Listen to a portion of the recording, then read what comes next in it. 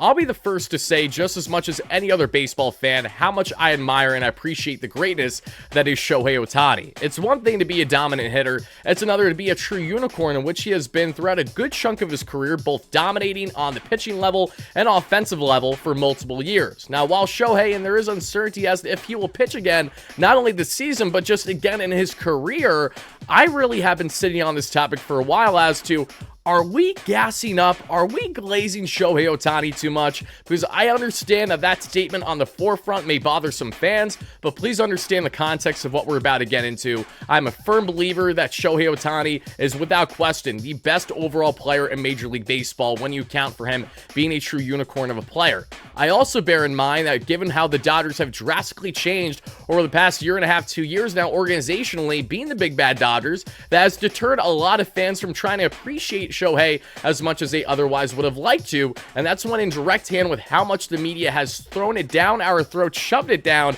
how much Shohei Ohtani needs to be a part of our daily lives. How you doing, everybody? For those that don't know me, my name is Tyler Ward, better known as Wardy. That many of you guys have seen my work covering the Mets daily on the WardyMLB platform to over 30,000 subscribers on YouTube. Maybe you see my work as a Bleacher Report host, as I'm hosting segments live 5 p.m. sharp, Wednesday, Thursday, Friday, every single week throughout the season, covering MLB-wide topics. And today, I got a lot of things to say on the Shohei Ohtani front. And let me emphasize this by saying that this has nothing to do with my personal fandom, being a diehard Mets fan, especially losing to Shohei and the Dodgers in the LCS. Please understand that this conversation has nothing to do with any of the sort, but has to do with my personal evaluation and the evaluations of many that we have seen over the past year and a half, 2 years plus, on Shohei Ohtani landing with the LA Dodgers and the inevitable impact that it has had across not only the game of baseball, but us fans since then. And there are so many reasons as to why fans out there, including myself, believe that Shohei Ohtani is being glazed a little bit too much. And no, trust me, I could go on a tangent for the next hour and tell you how much Ben Verlander is at the forefront of it all. That's not what we're doing here. What we're focusing on is what not only the MLB has done from the media perspective, what certain talking heads have done outside of Ben Verlander, who we know will always be the number one talking head for Shohei Ohtani, barring changes, and really get to a conclusion as to how did we reach this point, how is this negatively impacting fans, and ultimately, what can be done about it, if at all. And it starts with the following. When Shohei Ohtani landed with the LA Dodgers, there were so many factors as to why this was a monumental move. Now, on the cusp, you see, okay, a unicorn-type player signing a north of a $700+ million contract, the largest at the time in Major League Baseball history, before Soto had something to say a year later with my Mets, I know. And what did Dodgers sign up for? They weren't just landing a generational talent. They were landing someone that was going to but actually change the face of the organization and the game we know today in Major League Baseball for the foreseeable future. Because by buying into Shohei Ohtani to land for the first time ever in a big market, something that he didn't have with the Angels. Yes, I know that they had great fan attendance, but let's keep it a buck. Angels and Dodgers is apples and oranges from the fan perspective, not only immediately in California, but also countrywide, and certainly now globally, which has a lot to do with today's discussion. Because by bringing in Shohei Ohtani, they landed not just a generational talent, but a guy that will change the face of what it means to be an LA Dodger for years to come. And this impact is so significant that not only did it impact everyone across the states right away, no, it impacts an entire country there in Japan. As we know, Japan won the World Baseball Classic north of 2 years ago now, with Shohei Ohtani, Yoshinobu Yamamoto, Roki Sasaki, just to name a few, at the forefront of that rotation, and Ohtani being his offensive dynamo self that he typically is. Now to see Japan have Shohei Ohtani, officially an LA Dodger, that completely started the spread of blue across that entire country. So, right, globally, they know the Dodgers are buying into something truly special and something that would be a game changer from a marketability, not only to focus on local sponsors, but to focus on Japanese-wide sponsors and to focus on maximizing the dollars that make that $700 million contract and $680 million in deferrals look like chump change with the amount of revenue that they were immediately getting. And that held true, as Shohei Ohtani was believed to be bringing in at least $100 million in total value to the Dodgers in just various ways, not just from sponsors, but in memorabilia alone, apparel, you name it. That is how much of an immediate impact that he had. But beyond the immediate impact, where globally, the Dodgers are now the team for Japan for the most part as a country, but then you add in the impact that it has on us fans because of what the media has done since then. I'm just going to give you a laundry list of all the things that have transpired from Shohei Ohtani signing with the LA Dodgers to to now, and I'm going to leave it up to you guys how you feel about it from either a Dodger fan point of view, a diehard Shohei Ohtani fan point of view, or an outsider's point of view like myself, who again admires Ohtani and loves everything that he does, but also feels like that this has been drilled down our throats just a bit too much, and there are exact reasons as to why this is. And let's just throw out a couple examples, like, I don't know, Shohei Ohtani having his own Fortnite skin. I realize that that isn't as greater of a deal as what we've seen with others, because it feels like everyone gets a Fortnite skin nowadays. They have done it for every athlete. It feels every major athlete, it feels like, of every major sport over the past couple years, including the NBA, among others. So that is something to bear in mind. But let's also not forget the following in the 3 batters away meme in the playoffs. I mean, are you kidding me? Why are we making graphics for Shohei Ohtani to be 3 batters away to come up to the plate? You think we don't know what we're watching? You think out of the multiples of millions that watch playoff games every single year that we don't know, oh wow, Shohei Ohtani's in the lineup. Who would have saw that coming? That is just one of many great examples of the glazing that goes on. And while you can understand it from the market standpoint, the media aspect of things, to try to get as many eyes as possible to make it known that, yeah, Shohei Ohtani's playing, you got to watch it. But at the same time, do we need to do it to a degree where it almost undermines the entire rest of the league? Because that's really like what it's feeling. As great of a player that Ohtani is, why are we acting like he's the only star talent in Major League Baseball? And it really feels that way greater and greater as time continues to pass in an LA Dodger uniform. Specifically when we look at, giving him the home run that we saw in Japan, let's not forget that. That was clearly an interference play, but because it's Shohei Ohtani, and because Shohei Ohtani is the face of Japan, he gets the special treatment. Things will always be in his favor. The same way that no one's questioning what happened with Shohei Ohtani and Ippei, his translator, a year plus ago, with that entirely bizarre situation as to his money being stolen by the millions for gambling because Ippei was a degenerate apparently. How many of you guys believe that truthfully for what it is? How many of you guys are stuck in the conspiracy aspect of things? And how many of you guys don't care? Let me know in the comments down below on that front. I'd greatly love to hear it, and I appreciate that. Let's also talk about Joe Davis. Again, the voice of Fox Sports, the voice of the LA Dodgers, had the audacity to go out of his way and say that when Shohei officially landed the 50-50 that we saw this past season, that was the greatest moment in MLB history. Oh my gosh! Shohei Ohtani! The greatest day in baseball history! I'm sorry, but for Joe Davis, out of all people, a man who's supposed to represent the Dodgers greatly, you'd think that he would at least have some self-reflection and say, you know what, maybe that wasn't the right thing to say. Maybe I shouldn't have said that to begin with, because just on the Dodgers alone, there's one man by the name of Jackie Robinson that probably has something to say about having the great impact in the game. And you talk about the greatest moment in MLB history, it's kind of hard to get past the idea of Jackie Robinson's first MLB game and the impact that he's had forever on generations upon generations of players that even Shohei Ohtani currently cannot step up to the plate with when looking at the same playing field. It just is not the same. There are countless other examples as to great things that have happened in Major League Baseball history that, in my opinion, trump what was still a stellar and absolutely tremendous accolade for Shohei Ohtani. This has nothing to do with denouncing what he did to go 50-50. He's in a class of his own, and that's so great to see, but it suggests that is the greatest moment that we have had in MLB history is far from it, and that shows not only the bias, but it shows the continued issue that we see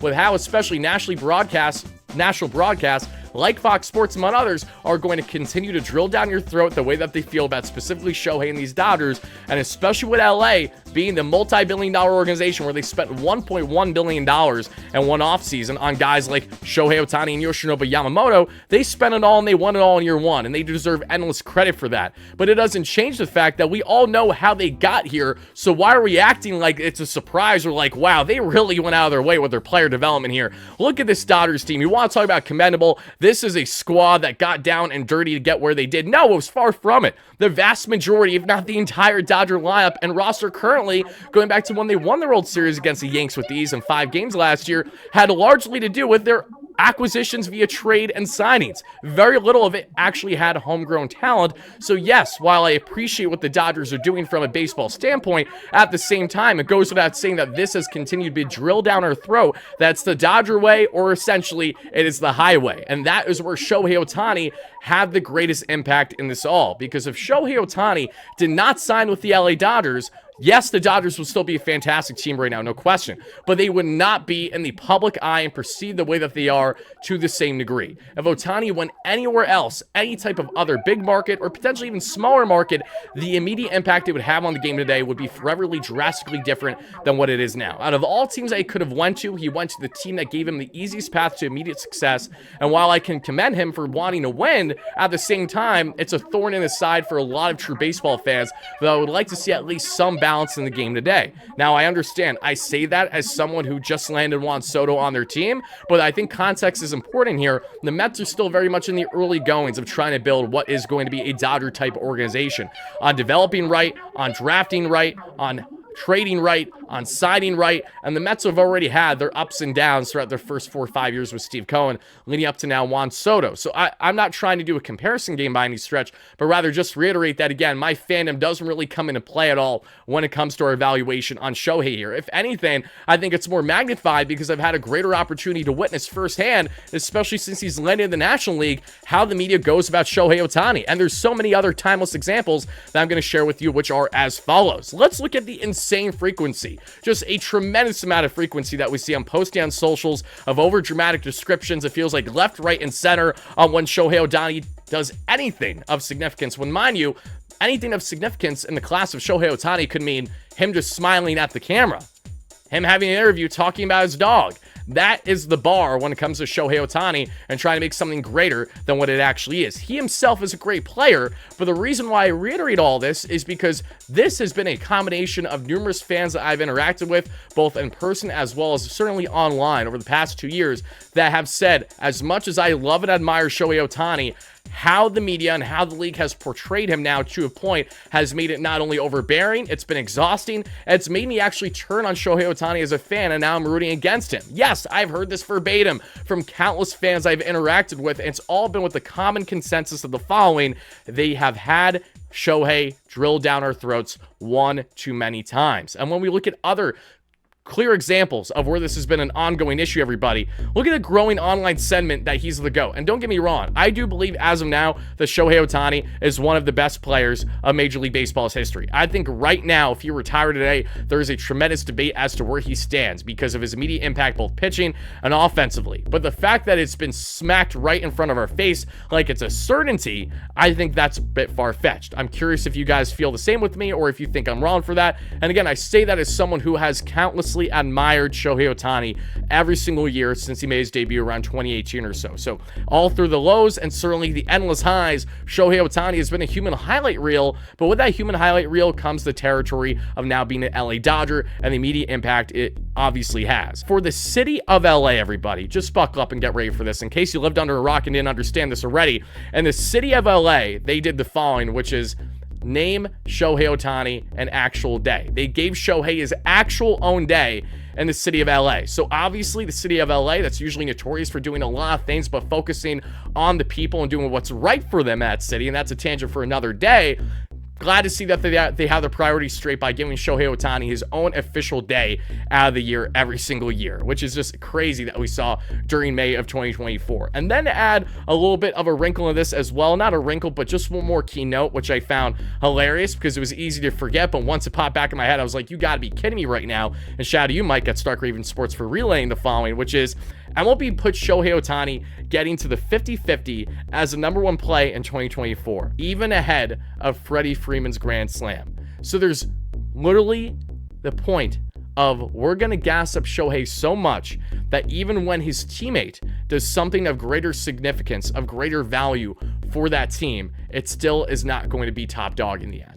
If those aren't endless examples, I don't know what is, of how it really feels that Shohei has been, again, glazed by the media to a point that it has deterred fans from appreciating the greatness that is he. The entire point of this video is that what can be done about this? It's to dial back a little bit. Treat Shohei like any other player you treat in the league. Why do we have to give him this red carpet in every single setting, in every single situation, when it doesn't go for pretty much any other Major League Baseball star? I even say that watching Juan Soto. I don't see Juan Soto getting this tremendous treatment outside of the massive contract he's on, but what he is on the field and how the media has portrayed him already, if anything, we know how New York media is. As soon as Soto has a bad series, they're going to rag on him and say, oh no, was it the worst overpaying in MLB history, whereas Shohei could go on and have a terrible month of baseball, which again, not that I wish or expect, but he could, and they'll explain how there's something wrong with the game today, which is why Shohei Ohtani isn't performing to his caliber. You see the point? It's never going to be about Shohei Ohtani doing anything wrong, but rather